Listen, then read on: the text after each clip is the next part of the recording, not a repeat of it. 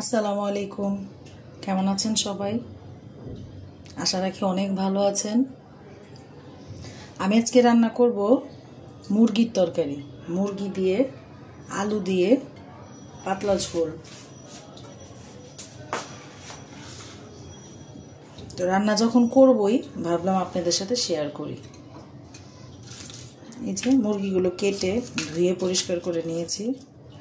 আমি কিছু তেজপাতা, 1.5টার মতো, আমার তেজপাতাগুলো বড় বড় তো তাই 1.5টার মতো তেজপাতা দিলাম, 2টা দারচিনি, 3টা এলাচ আর হচ্ছে 2টা লবঙ্গ।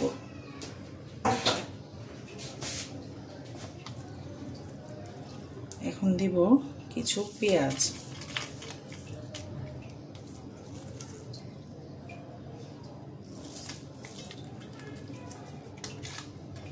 পেঁয়াজ কাটতে গেলে 12টা বেজে যায়, চোখের পানি নাকের পানি এক হয়। এই যে আমার পেঁয়াজটা দিলাম কিছু। এখন দেব একটু আদা রসুন।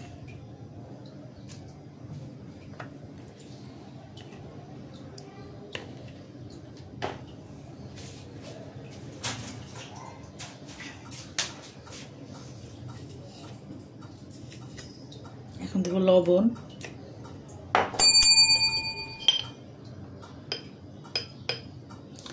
একটু হলুদের গুঁড়া,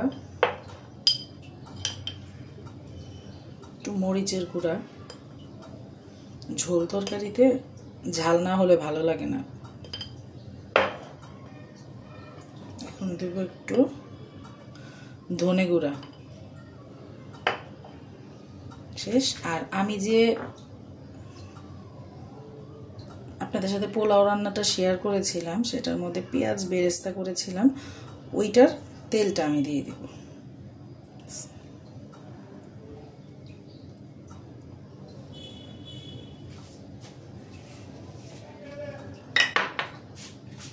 আমার সব কিছু দেওয়া হয়ে গেছে মশলা। এখন আমি একটু ভালো করে মাখিয়ে নিব।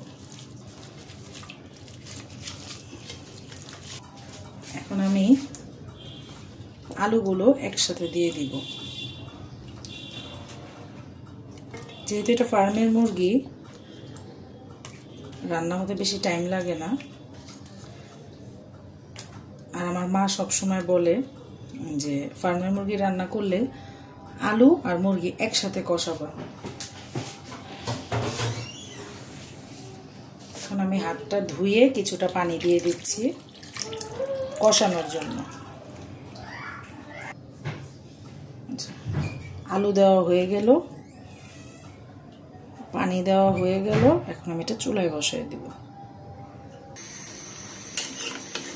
আমি চুলায় বসিয়ে দিলাম। আলু আর মাংসটা ভালো মতো একসাথে মিশিয়ে দিলাম। এখন ভালো মতো পানি বের হবে, তখন আমি চুলার আঁচটা কমিয়ে দিব।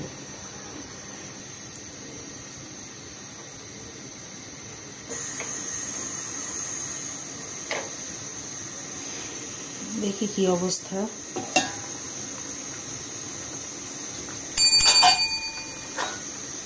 তরকারিতে যথেষ্ট পরিমাণে পানি উঠেছে। আমি এই পানিতেই ভালো মতো কষিয়ে নেব।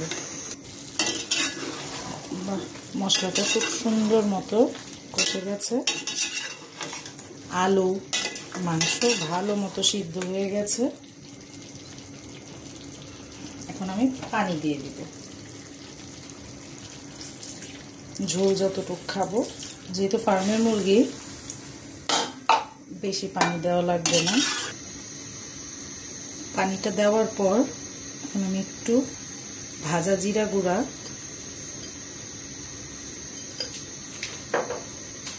একটু গরম মশলা গুঁড়া দিয়ে একটু নাড়া দিয়ে দিব। ভাজা জিরা গুঁড়াটা আর গরম মশলা গুঁড়াটা শেষে দিলে স্মেলটা অনেক সুন্দর হয়। এই তো ঢেকে দিই। ঝোলটা পরিমাণ মতো টেনে আসলে মরিচ দিয়ে নামিয়ে ফেলব।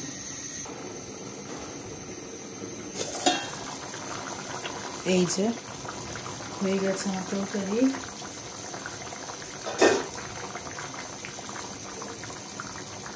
এখন কিছুটা কাঁচামরিচ দিয়ে আর নামিয়ে ফেলবো, আর জাল করবো না। চুলাটা অফ করে দেই। এই তো কমপ্লিট আমার রান্না, মুরগি আলু দিয়ে পাতলা ঝোল। আপনাদের কাছে যদি আমার এই মুরগির রেসিপিটা ভালো লাগে অবশ্যই অবশ্যই সাবস্ক্রাইব করবেন, বেশি বেশি করে লাইক করবেন, শেয়ার করবেন, আর আমার সাথে থাকবেন। ও কমেন্ট করতে ভুলবেন না কিন্তু। আজকের মতো এখানেই বিদায় নিচ্ছি। আসসালামু আলাইকুম।